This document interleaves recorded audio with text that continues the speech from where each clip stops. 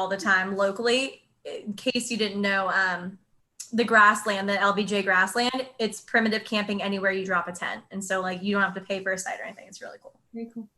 Diana, are we live?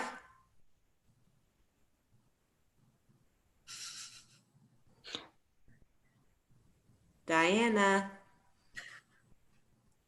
You have to tell us first. Huh? I said she has to tell us first. Oh, I didn't know if she knew to tell us. I know. I'll pull it up on my YouTube. So Audrey's asking too. Actually, I think we are live. And we're live. I just pulled it up on YouTube. Well, hello, everybody. Hi. Welcome in for our last episode until August. We have to make it really cool and fun tonight to last us for a month. So welcome back. I'm Lauren Stetler. I'm the librarian at Keller Middle School, and we are obviously joined here by a new member today. Welcome in. Introduce yourself. Go ahead. Obviously, you guys have seen me in the YouTube chat, but I have been upgraded to host status. I am Miss Lewis. I am a 7th grade English teacher at Hillwood. And this is an honor. Like filling Miss Shay's shoes is extremely daunting. So I'm going to do my best. And thankfully it's a genre that I love. So I'm happy to be here with y'all tonight on this end of things. Now, Kara, you know nobody can fill Miss Shay's shoes, right? No. Okay. I just wanted to make sure that we all understood. We could never fill the Misty Shay shoes. Shoes.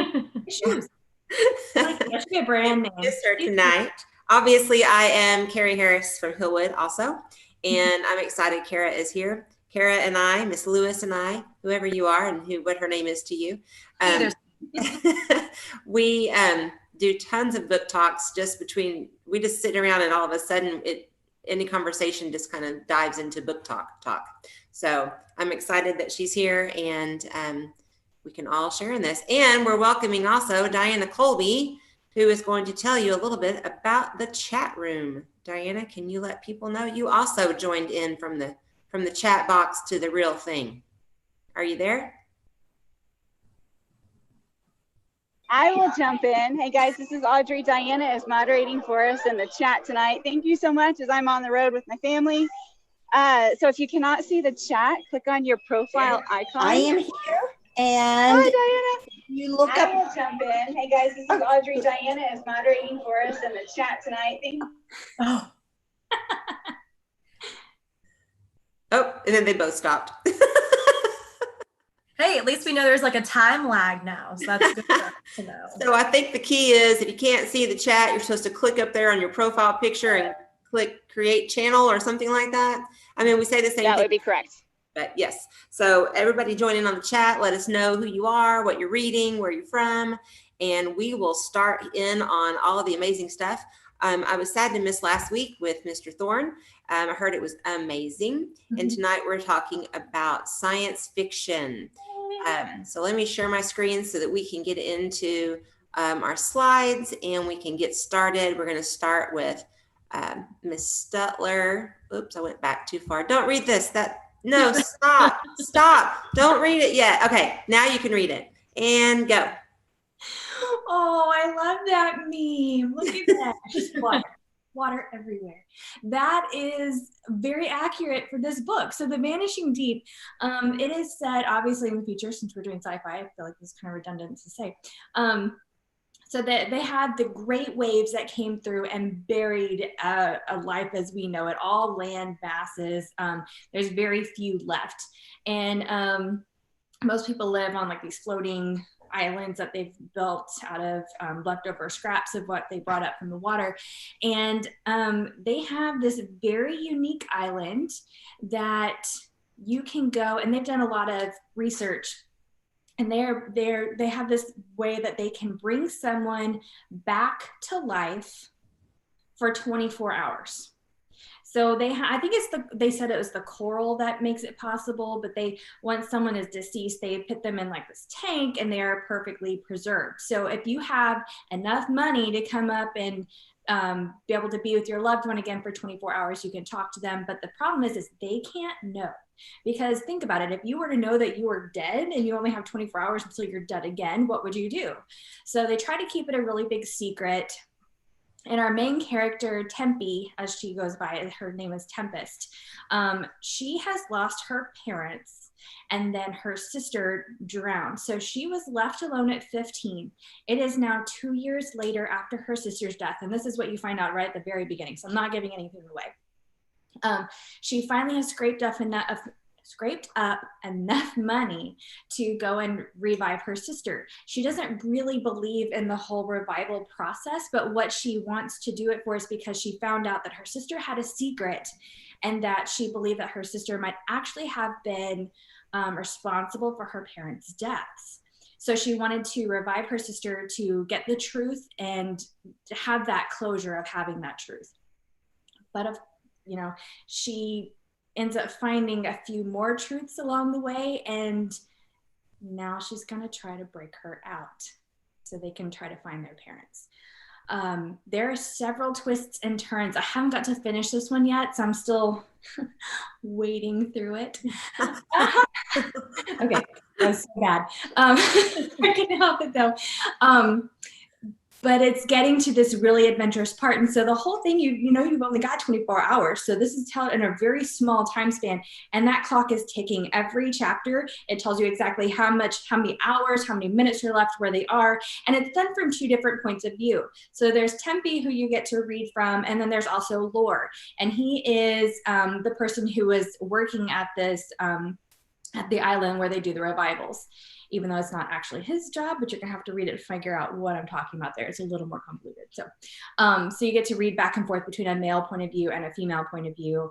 One's on this side of what's happening, one's on the other. So it has been interesting. What I've liked the most about this book is that I chose it because everything else I have read that is sci-fi lately has been in space.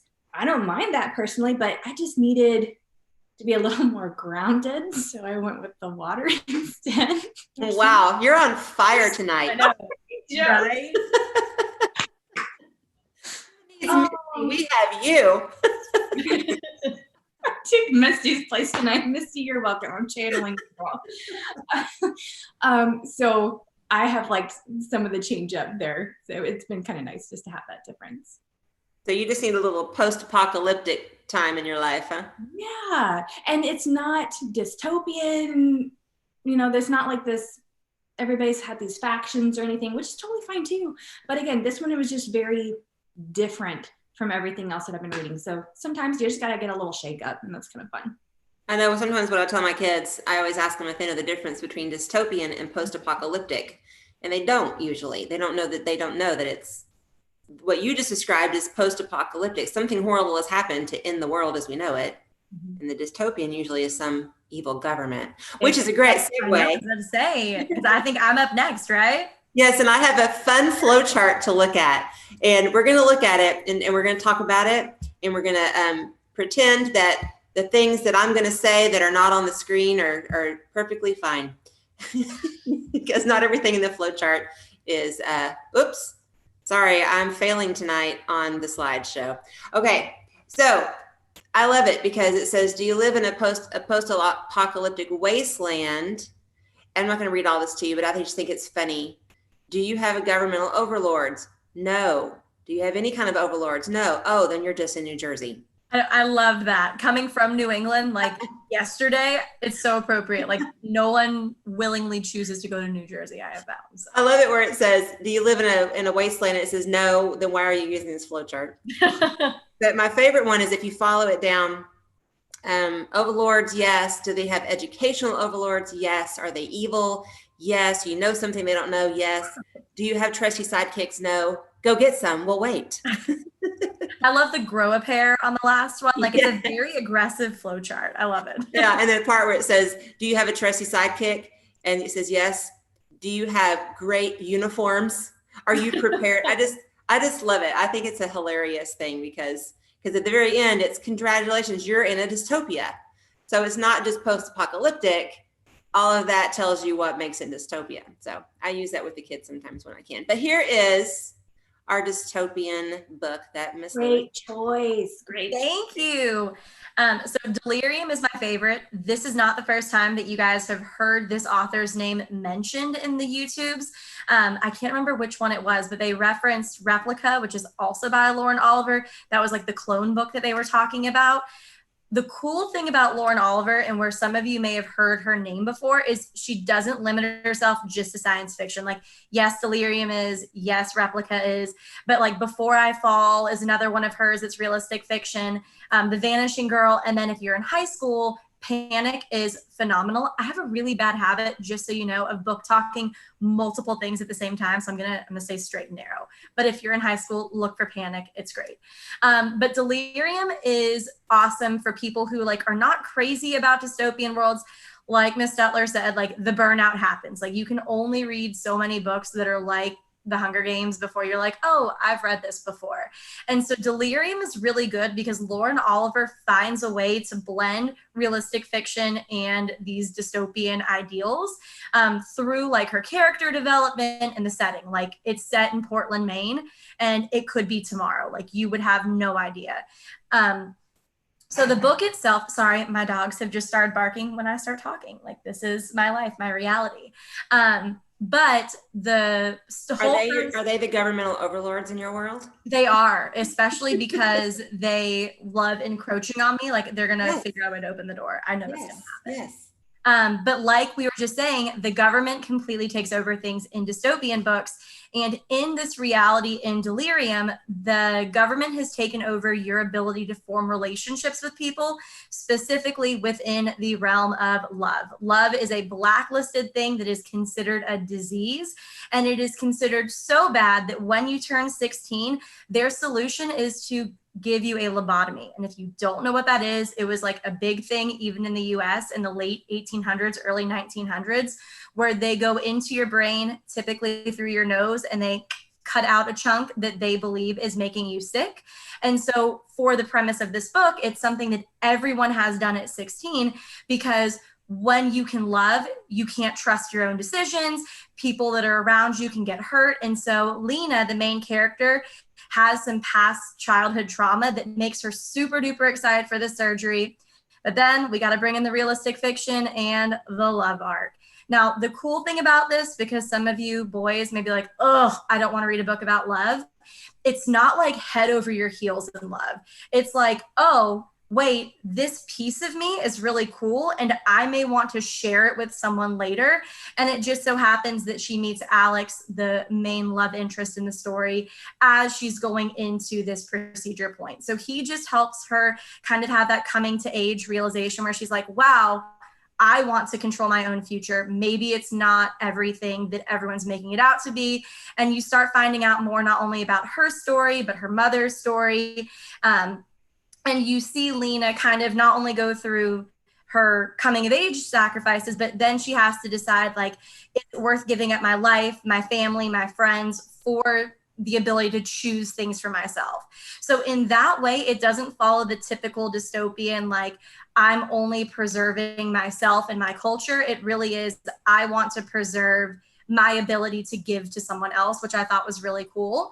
It is a trilogy, and there are side books. I've got like The Love and Other Stories. When I was doing some research to figure out what year this was published, because it's older, I found out that they actually wrote a side piece for Alex's story as well, which I have not read yet, but I'm low-key excited about reading it because I liked Alex as a character. But just quick synopsis: book 1, phenomenal. Book 2, really good. Book 3, I hated. But Miss Harris and I talked about this earlier, and you don't have to feel the same way about books. She loved book 3. I thought it was complete garbage, and I wanted to write Lauren Oliver with an alternate ending. So okay, let's just talk for a minute about the fact that I did read all the way to book 3. I read that is a big thing right there. So I mean, right there. But I do like books like, or when I read a whole trilogy, I want there to be some things that happen with the characters that maybe aren't very popular with a lot of people. Like the whole Divergent thing, the way the 3rd book ended. I won't say it out loud. Everybody knows, but I won't say it out loud just in case. Like, I love that ending. It's the only way that character could have, it's the only way that book could have ended with that character. I was about to say, you better give it away.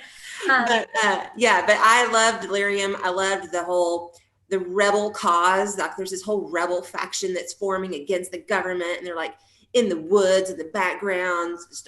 That much I loved, and I loved All Out War by the third one. That was exciting to me.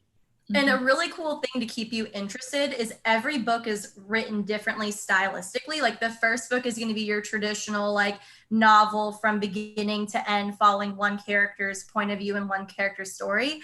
The second book is written in like flashback and present. And so you're really trying to figure out in the timeline what's going on. And then the third book is written from Lena's perspective. And obviously, like I said, she's gone this, as Ms. Harris said, like rebel route, but then her best friend who conformed with societal norms that she sacrificed the friendship with, it's her point of view and Lena's point of view. And so it's really cool to go back and forth. So every book you're getting a piece of something that you didn't get in the last one. I couldn't deal with the ending of the third book. Extremely disappointing for me, but that's why you should read it, because you might feel completely differently. And you can email me at my Keller ISD email address. Hey, but life doesn't always end wrapped up in a beautiful red bow, Miss Lewis. It didn't need to be beautiful. I just need more closure than what I got. Like, I think that was my whole thing, is I didn't get enough closure as the reader. So. Okay, whatever. I liked it. Did you like it, Lauren? I read that one years ago. I love that one. And even now, I cannot keep it on in my library bookshelf. They're always on hold, always. I even I have loaned out my personal signed copy. I'm like, better bring it back. But yes, I don't want it just to sit there. I'm like, please read it, but just be careful. It's also paperback. So. I do love it. That I want to make sure I note, both of the books that I'm talking today are available on Sora. I know that my second one is on Keller ISD. I think that Delirium is only on like the Fort Worth Library website, the North Texas Books, but both are available on Sora, both in audiobook and ebook, if you just can't wait to get your hands on it when we get back. Hey, thanks for the Sora shout out. Anytime. All right.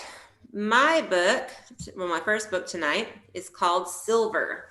And there's my dumb meme, because I couldn't figure out what to look up in order to get the appropriate meme for this book, because it's not zombies, but it's not a robot uprising. So I really liked this one that they were arguing over what it is. Sorry, it's kind of lame, but I thought it was funny. And it's foreshadowing to my next book. Oh, good. I'm partial. So Silver, anytime a guy comes in, usually it's a guy. I will book talk this to girls too, but typically if a guy comes in and wants some kind of dystopian thing, there's a lot of times just romance and dystopia. And so a lot of times I will ask him, okay, you want dystopia? Do you want romance? Do you want a little romance, no romance, or just good old science fiction kind of weirdness? And so usually they go for the last. So this one is not dystopia. It is science fiction weirdness. And I love talking this book because I almost always, the boy will go, I'll get halfway through my talk and they'll go, yep, give it to me. That's for me. Because it's so easy to book talk. In this book, it's Chris Wooding you saw. He's written other books too, but his other books are not as popular as this one. There's these kids at this boarding school. And they are in the very beginning, they're out doing their science class at a pond or whatever near the boarding school. And they're out there doing stuff, putting little slides in their microscope, looking at water samples, blah, blah, blah. And the main characters and them are kind of hanging out and they're a little bored. One of their friends they noticed him kind of leaving the pond area and he's got his phone out like he's going after something, like to take a picture. And he leans down to take a picture. It's this huge silver beetle. And as he leans over to take the picture, the beetle jumps at the phone, trying to attack it, and it breaks the glass of his phone. Like, how can that happen? It's a beetle. And at the same time, it bites him on the arm. And so, what? It's like Spider-Man. Right? Yeah, but so not. It is. Beetle Man. Yeah, Beetle Man. That's a superhero right there. It's like Beetle meets Batman. Spider-Man can weave a web and catch Beetle Man. The latest of all superheroes is what I said. he bites him and he gets hurt, and they like take him to the nurse's office, and everybody's like, all right, class over, and they go back. Well, of course, it's a boarding school, so they're all, eating dinner together and whatever. And that kid never shows up. A few days later, the main character goes out, and I think he goes to visit his friend in the nurse's station, infirmary, whatever they're calling it. And it's almost like this big secret, like they don't want him in, but he notices when he sees his friend that his arm is got a silver spot on it. Now, we as readers are finding out that silver spot is growing, and it's taking over his arm, and we eventually find out that it takes over his whole body. What's going on? The reason why I said it's like zombies, but it's also like robots, is they're not dead. The people that are being infected are not dead, but they are being infected with something that's turning them into complete metal, and they are out. Their only goal is to infect others. So I don't put this in the horror genre or the supernatural genre because it's completely science-based. Like something is infecting everything around it, and it's not that they're trying to, be zombies and eat people or gross things like that. All they want to do is bite them so that they're infected.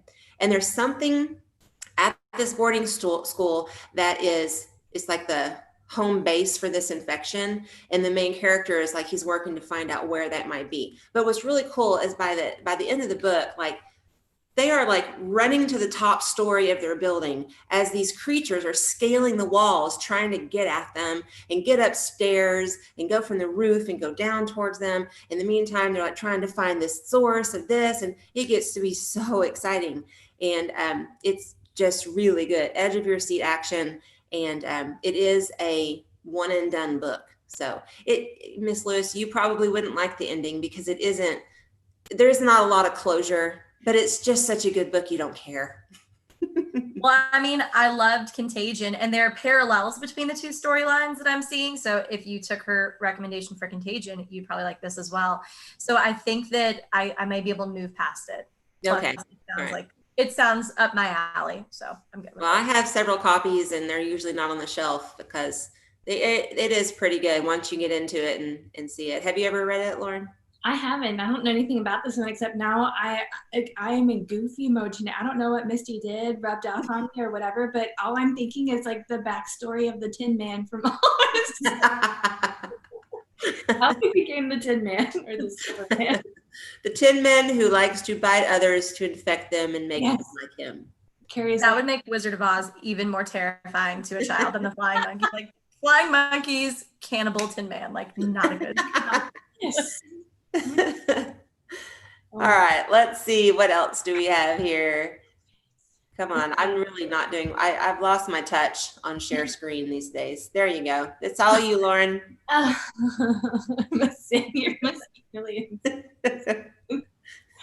There are aliens in this one. Like I said, pretty much everything I've read lately in sci-fi has been in space, and this one definitely was. But I really enjoyed it. It had a very different point of view. This one may take me a while to explain. Nyxia is different. So Emmett is the main character, and Emmett, which first of all, I just want to point out, I love that the main character is an African-American male in a sci-fi. Those are hard to find, I'm just saying. So usually we're following a female lead, and I'm just glad it's a male point of view for this one. So Emmett, it opens to where they're in a meeting room, and there's a bunch of teenagers around the table, and this guy who we don't know anything about him yet is telling them that if they sign their name on the line, they are going to be giving a whole, like they're going to be wealthy for the rest of their lives. And all of these kids, you come to find out, have come from a very rough background. They're all poor, and they're from all over the world. And it's this company called Babbel. And Babbel, they have come up with this creation to where you can have a mask on, and it will translate from your native tongue to someone else's, and that's how they hear it, but really you're still speaking your language. But anyway, you hear it back and forth in whatever you can understand, which is really cool. there's a lot of biblical references to it as well, which I thought was interesting. Yeah. That was a major allusion to the Tower of Babel. That's awesome. When they talk about it, they said, well, originally in the Bible, it said that they had taken all of these people and put them all around the world, give them different languages. And so he's like, so is this really a good thing? We're all coming together? Who knows? I don't believe anyway. So, but they throw in a lot of biblical references wherever they can, which I just thought was an interesting touch. But, so they are supposed to go to this planet, Nixia, and they're going to be mining the Nixia that's there. The planet's not Nixia, is it? What is the name of the planet? I don't remember the name of the planet, but they're mining Nixia. Yeah. Which is this really cool substance that you can take a little piece of and you warp it into whatever you want to make it. And so they practice once they're aboard their spaceship. Transformations. I'm sorry? Transformations. Yes, transforming into just different things. And they're also told that they are going to be in a competition for the spot to actually go to the planet. So they're going to take this year-long trip to get there. Halfway there, they're going to make a cut. So they've got 10 kids, 8 are going to go. Ooh. So they're competing against each other. It really felt like the space version of Divergent, where they're trying to stay above the certain cut line to stay in their faction, and had that very similar feel to it, which is kind of fun. And there's no one that's really getting to stay in first place the whole time because it's a year-long competition. So there is a lot of competition that's going on. You're finding out little things here and there. People are making friendships and different kind of relationships. People are making enemies, and it gets to be a really cutthroat kind of competition because it's a lot of money at stake. So it also tries to get you right in the feels because actually several of the characters, including the main character, have a loved one back home who is fighting cancer, and that becomes one of their main drives, is trying to make sure that they have the treatment and the money, and they're doing it for very selfless reasons, not just to be rich for the rest of their lives. So you start to feel for some of the different characters, that they're going through this and you really want to pull for them, but you've got the main character you've got to think about too. And it was, me, I love my character development. So that was an important piece for me. So it made it very human and interactive in that way. So it wasn't too far out there space sci-fi, but it obviously was.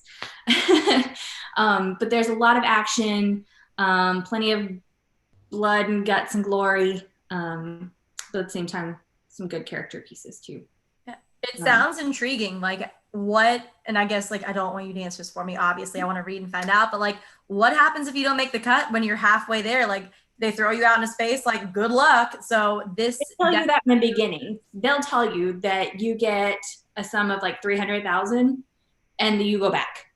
Oh, wow. It's really if you lose, you're well, it's more than I had anyway. So, but the interesting thing is, I don't think this is a spoiler.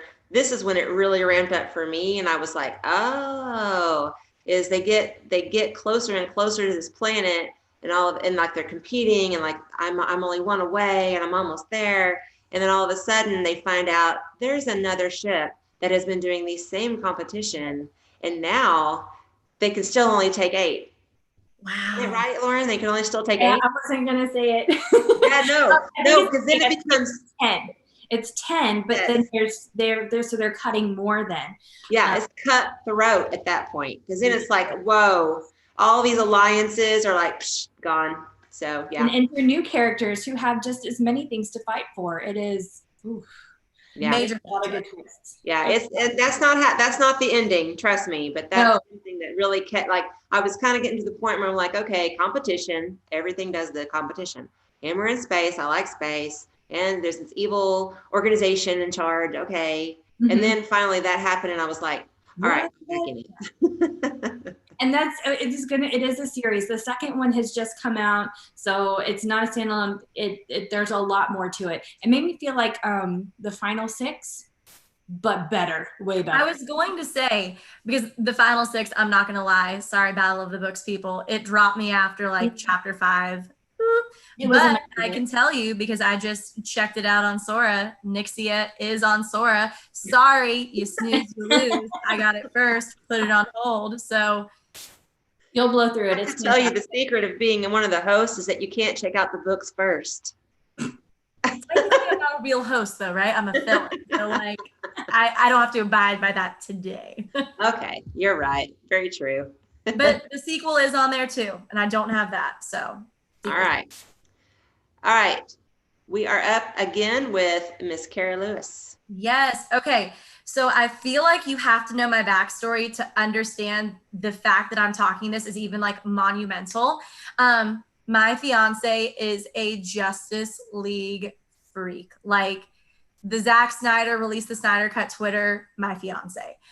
So when I initially got this book, I had zero intention of reading it. I got it specifically for Casey because I was like, cool, he needs to read more. I've seen him read one book in 7 years because there's always a reader in a relationship and it's me. So I had no intention of personally reading this book. I love the author, Marie Lu, has written the Legends series, if you guys have read that, or Warcross, which is a personal favorite. If you can think like Ready Player One, but the YA version, phenomenal, absolutely phenomenal book. So again, I picked this up for Casey, and then I got really, really bored in quarantine in April and picked it up and loved it. So to kind of help you understand why Nightwalker is not only YA, but so different from the rest of the Batman story. If you are a Batman fan, I want you to like place yourself in the timeline between like Bruce Wayne running Wayne Enterprises, the vigilante that we all know. And then if you watch Gotham at all on FX, like smack dab in between those. This Bruce is 18 and it starts on his 18th birthday. And again, you have all of those characteristics that are true about Batman. Not only, again, his vigilantism, but his internal conflict where part of him is so sinister and so dark because of what he saw happen to his parents, with that part of him that wants to make Gotham so great. Lou does not shy away from any of that. You don't have to be a Batman person, like a Justice League person, in order to read the book. She gives you plenty of backstory. I think even up until like about halfway, you're finding out more about Bruce's life and his family and what happened. But as always, there has to be some kind of twist. And so in this book, you're following Bruce after, again, he's started to dabble in this life of like, hey, I can police better than the police can. And again, he's left his 18th birthday party. Technically, it wasn't even like a real birthday party. It was like a gala that he had to attend. And he sees what are called the Nightwalker criminals. He sees one of them fleeing. He doesn't know necessarily what he's chasing, but he's like, I'm in a souped up Aston Martin. They're in helicopters. I can get this guy before they can. So he completely wrecks his car, is able to help them apprehend the criminal.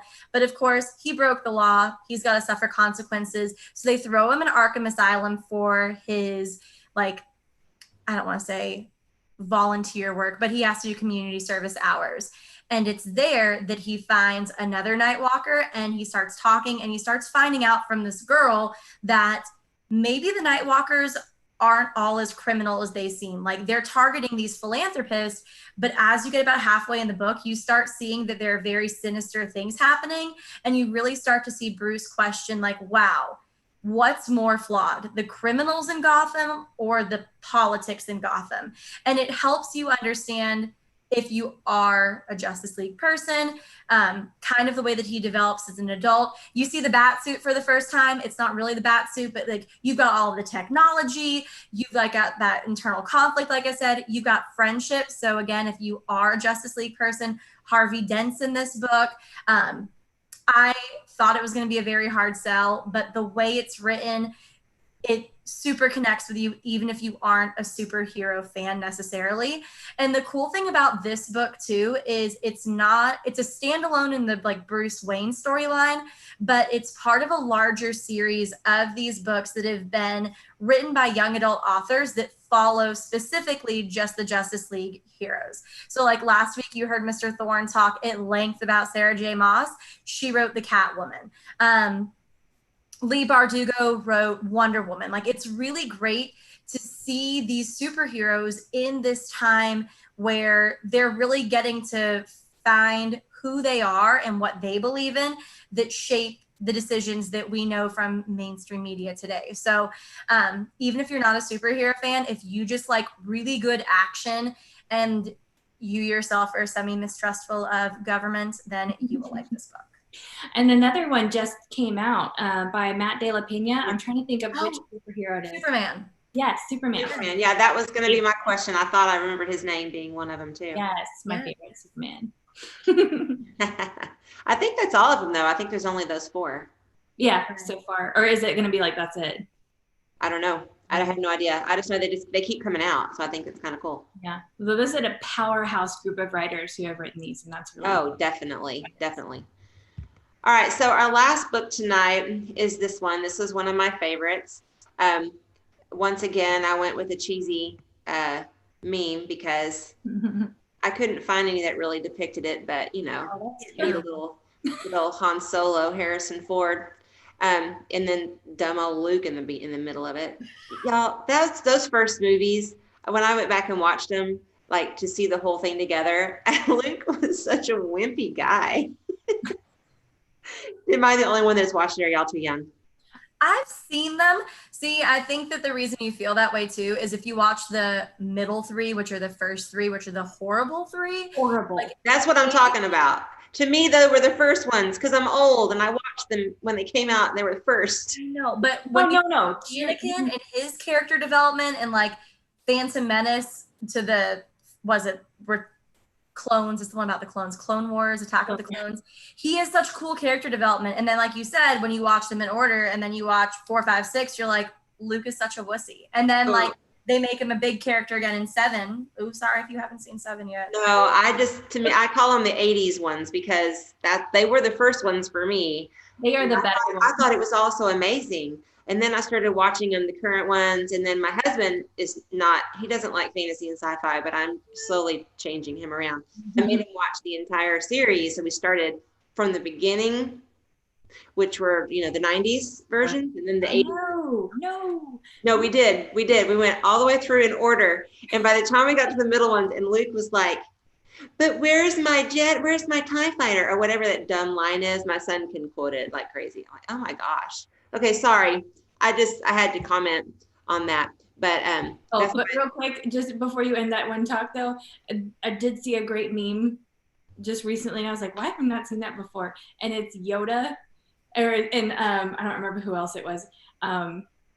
He's like, who is in charge of, or why did it go 4, 5, 6, 1, 2, 3? And Yoda says, in charge of whatever I just ruined it. I can't talk. It's too late. I've had a long day. I'm tired. You knew what a Diet Coke is. Go look at the original meme because it was funny. I just ruined it. I got it. And I'm going to also say, Carrie, if you've not subjected Mike to Ewok adventures, that's what I grew up on. My parents were obsessed with it. Shout out, Mom. I know you're watching. And so if you've not made him suffer through that yet, you have to go back. It's literally just about the Ewoks. Horrible 80s, like Teddy Ruxpin. Oh, it's great. Teddy Ruxpin. I also grew up on Teddy Ruxpin. So. Oh my gosh. Okay, let's talk about this book. It's not nearly as funny as what we've been saying. This is most definitely post-apocalyptic. It is a series that, I'm sorry. I've only read 2 of them, and I'll tell you why, that I didn't need to read the 3rd one. Anyway, Life as We Knew It, you can see on the cover that the moon is really, really close to the earth. And that's not just because it's a, harvest moon or whatever they call the big moon these days. What has happened is in this book at the very beginning, there has been sorry, I'm trying to stop. Can y'all see, y'all see me or do you see the book cover? You stop screen sharing. Okay, well, you saw it already. I was trying to stop screen sharing and I'm already stopped. Gosh, you can tell it's the last episode before we take a break. Okay, I've got this. So at the very beginning of the book, it's a rural setting. So it's kind of this little country, kind of little town. And the news has been telling everybody there's an asteroid coming towards the earth and it's going to pass really, really close to the earth, but it's not going to hit us. But it's going to be a great star watching kind of a party. So what happens is this little community gets together and has like a little block party sort of a thing. They got, the barbecue pits going. They got all the kids out there playing. They know exactly what time it's going to come by, and they're there to watch it go by. Kind of like we watch the International Space Station, except this is much closer. So as they're watching it, it's getting closer and closer, and it hits the moon. And when it hits the moon, it pushes the moon really close to the earth, like what you saw in the cover of that book. Well, as we all know, the moon controls the tides and controls a lot of things with gravitational pull and things like that here on Earth. And so that night, it's like, oh my gosh, it hit the moon. Oh my gosh, but nothing terrible has happened yet. Well, as this book progresses, awful things start to happen. So you've got, volcanoes spewing in areas of the country, or in areas of lots of countries that didn't have volcanoes before. You have tidal waves coming in on all these coastal cities that are just like enveloping the entire city. It is complete, utter post-apocalyptic chaos. And what eventually ends up happening because of the volcanoes is you have the, what's it called? Apocalyptic winter, or I think that's what it's called, because the ash from all the volcanoes is blocking the sun. So there's no more sun. And it's just like it's getting worse and worse. So the main character lives in the country. She lives with her mother, and I believe she has some siblings. And they're trying to do best they can with what they have. It's just getting worse and worse. And she has to like trudge into the city to find food and water. And it's just awful. And when I read this book, the first time I read it, I don't remember what season it was. I just remember it was really stormy and gray outside, and I kind of poured through it real fast. So I probably got through it in about a day and a half or 2 days. And it was really gray. I really felt like it was winter, and it was like snowy days or something like that. And I could look outside and all I saw was a gray sky. And it just felt like I was in the book. It was like I had to convince myself that I wasn't in the book. It was so well written as far as descriptions go. So it's good. And it's, like I said, these are not funny books by any means. Some parts of them are hopeful. The second book is called, I think it's called The Dead and the Gone. And it takes place, same scenario, same thing, except it takes place in inner city New York City. So it is in they live on Manhattan. They live in, right among all the buildings and stuff. And the exact same thing, moon gets hit next to the earth. Of course, New York is a coastal city. And so they have other problems to deal with more than the ash and all of that. And in the third book I didn't read. I love both of the other books. In the third book, the two main characters from the first two books meet. And I think it is the last book.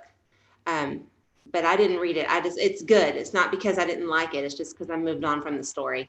But wow, if you want to get pulled into something that makes you feel like you are in it, don't read it on a cloudy day, first of all. But yeah, it was so, so good. And then I was going to tell you, I was at a conference. It's been years ago, but I saw the author's name is Susan Beth Pfeffer, Pfeffer. Anyway, I saw her name on a panel. I thought, oh, I want to go see what she has to say, because I had just finished that book. She was just the sweetest little old lady. I mean, I had no idea. She was just like little, and she was up on that panel with all these young YA authors, and she was just like almost like she was embarrassed to laugh at some of the things they were saying. I was really shocked of who she was after the way she had written. So anyway, it's a great book. Have y'all read it? Yes. So if you are watching and you are a middle schooler, or you're about to be middle schooler, or you're a middle school faculty member, this is part of the Dystopian Book Club Units of Study. So there are at least 15 copies on your campus. So if you were even remotely interested, go out and get it. Like she said, I binged it within like a day and a half. Super, super good. I didn't realize that Dead and Gone was the same timeline, but just in different settings. So I'm going to have to get that one. I know. I always tell the kids, you don't have to read one before the other. So if one of the boys thinks it sounds like a good storyline, a lot of times I'll send them to the second one to read first, because it's got a boy main character, and he's dealing with, because the girl main character in the first one, she kind of deals with some girly issues. Yeah. Not that it's all completely girly, but there is a little bit of that lovey angst, like I'll never have a boyfriend, that kind of thing. So it is kind of girly, and then the boy one in Dead and Gone is a little bit more suitable to what a boy might like if you want something that's not all girly lovey. But then you have to read you have to read it anyway. So what were you going to say, Lauren? Oh, I don't do the girly lovey. I know. I don't either. And there's no romance by any means. I mean, there's no time for romance. You got to survive. But it's just that girl angsty, wishing she could do the things that girls would do at her age, but she can't because, apocalypse and stuff. Oh, that makes me think of another really good one, though, even though it was kind of like, oh, my cell phone. H2O. Oh, yeah. That one's good. That's a good I know which one you're talking about, but I haven't read that one. Where the rain is poisonous and, oh, it's so good. But heart-wrenching, gut-wrenching scenes in that one of some very sad deaths. But I'm sure that just sold it. But no, it was really good. It's for me. Well, read it because it was fantastic. But definitely, I had some tears. I'm like, oh God, that's awful. It's good though. What book have you read that recently that's made you cry, Kara? Oh, that's a good question. I don't think I've cried recently, which is like a win for me. Miss Harris knows because, again, I'm at her campus. I'm like super emotional and cry over like everything. Trying to think of like, oh, I lied. See, I knew this would happen. I read the graphic novel of Monster. If you haven't read Monster yet by Walter Dean Myers, it's a classic. It actually won the first Prince Award, which is like a young adult novel award. But I hadn't read the graphic novel adaptation. Miss Harris already knows I've read this. We've talked about it. But I cried because in the book, like if you read the book, it's written in a script form, but the graphic novel, you connect with like what Steve is going through, and that ending scene broke me when it was put into like picture format. So that one got me in my feels big time. I read Whitebird.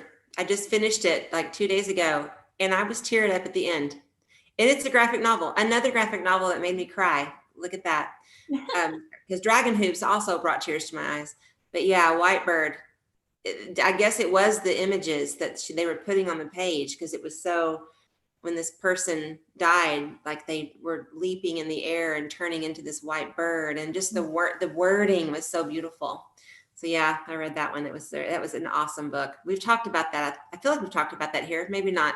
No, you're doing it because it was on the I was on the list. RSV book list. Yeah. Yeah. I couldn't read it on Sora. I'm just going to say, maybe it's because I'm old, but there may be a few of you young people out here that feel the same way. Graphic novels on Sora, unless you're willing to like squint the words, you can zoom in. I said, you can zoom. You can zoom. And then as soon as you let go, it goes back.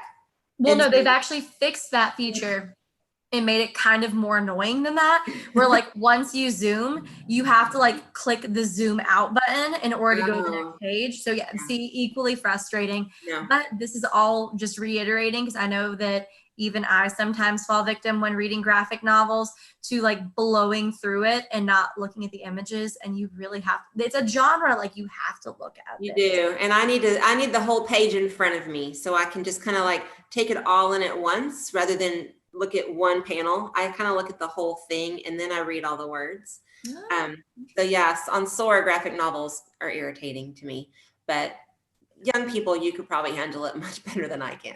But anyway, Whitebird was good too. Oh, good. I'm not a graphic novel person, but New Kid was phenomenal. Oh yeah, I need to read that one. See, that's another one I can't get my hands on. I can't do it on Sora.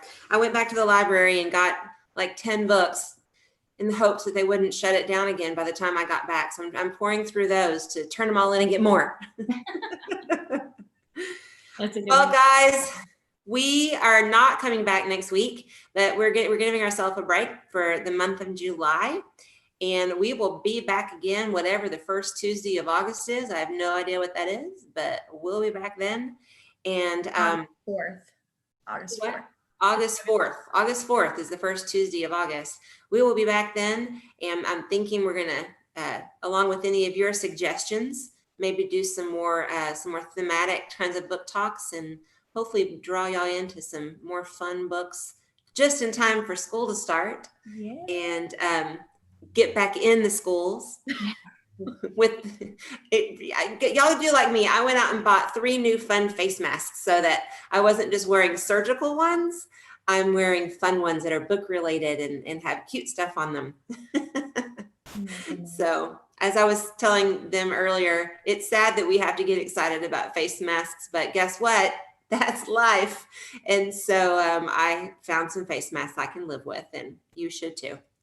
If there is anything that you think of while we're gone, you're like, oh, I want to talk about this or highlight this, add us on Twitter or email or whatever you think of to get a hold of us. We're there. We're still here. We're just decompressing a bit. Yep.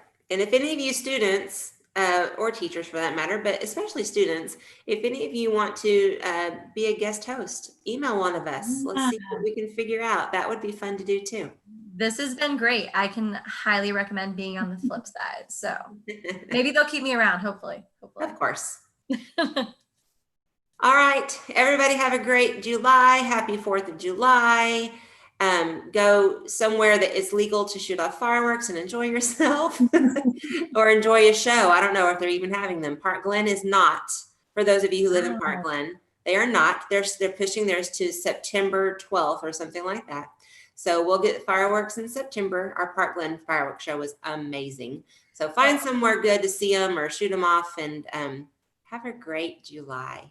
And we'll see you in August. Bye, y'all. Happy reading.